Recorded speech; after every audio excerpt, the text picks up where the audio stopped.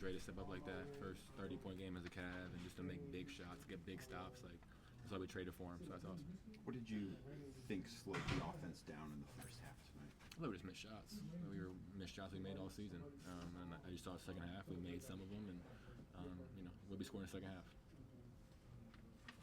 70 free throws tonight. Just how tough was it to just get in a flow on both ends of the floor? Yeah, I thought the refs were really bad tonight, especially Natalie. She was really bad.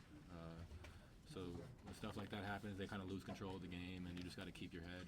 I thought that first half was ridiculous. Third quarter was horrendous, and just got to keep your head and keep playing. That being said, you had 25, 5, 6, and 6 career high in steals. You're the second player since 1987 off the bench to have those numbers. I know you keep saying that it's just every game, it's just the comments that you've been had. Does this mean anything to you, or what do you feel like is more important? Nah, that's a crazy stat. Like, second person to get what? No, I'm not saying crazy in a good way. I'm saying, like, people just make up a stat. You know what I mean? Second person off the bench to do that on a Sunday, right? Like,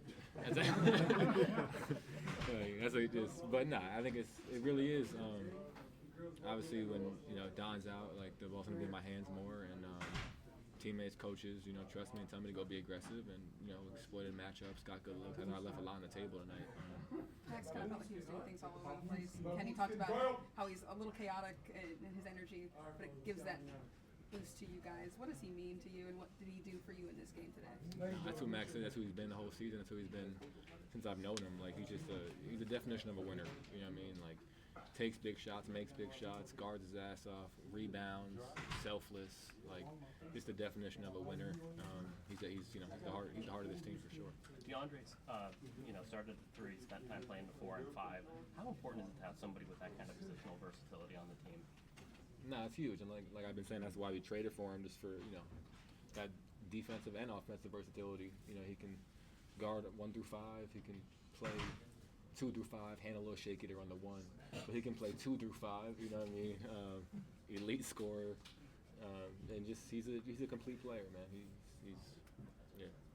Defensively, how much are you relishing the challenge of being able to guard bigger players? Like, you had Tatum in the fourth quarter the other night. Tonight you're facing off against Dia and Sharp, all these bigger guards, bigger wings. Like, you had 6 steals. Like, defensively, just how much have you relished that challenge? Yeah, you just got to compete. Obviously, you got Ev, Jay, DeAndre, Max behind you, Dean, like those guys, Isaac. So Sam, when you have guys like that, like given, you can't be the one that's being the weak link out there. So it's just you look around. We got a team full of dogs, and you just got to compete. How do you maintain the mental stability when the game is kind of going up and down, especially in the latter half and the fourth? In the overtime, you guys hit shots. Max hit his. Game tired, game go ahead, and then DeAndre hits his. They keep going back and forth. What is it like to kind of relish those moments and keep stable? Just playing, man. Like, you gotta try to instill that to the group. We do the same thing when we're down 25-3 in Boston. It's a 48-minute game for a reason, and never play towards a score.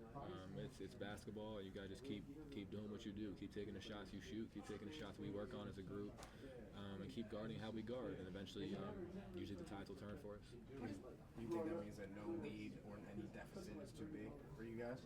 Yeah, I think that's the NBA. Like, possessions are so fast. Possessions are so many. Like, 18 in the third quarter is nothing in this league. What does it mean to you to have the trust, the respect that you're out there closing out games? Kenny talked about how he wants you out there in those moments. What does that mean that they're putting that trust and respect into you? Yeah, no, it means a lot. Like I said to his question earlier, just that's where the confidence comes from. When your teammates believe in you, coaching staff believes in you, it kind of just frees you up and lets you go be yourself out there. Things have gone so well for you on both ends of the floor collectively as a team. What does a game like this do for you guys? Even though you weren't at your best, you still found a way to win it. To be able to, I guess, learn from a win rather than having to learn from a loss.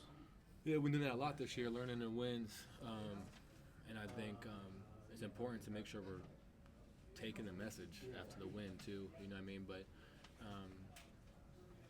great comeback win. I think it speaks to what our group is about, but I don't think it does anything for us. I think all these games are 1 of 82.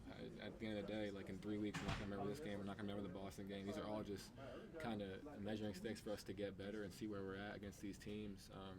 And Portland's unique. Like they play really hard. They present different challenges and how they spread you out and attack. And they got some good players over there, man. That's a good team. So to come back, and that's a really good comeback win. Thanks, Doc. Yeah. Thanks.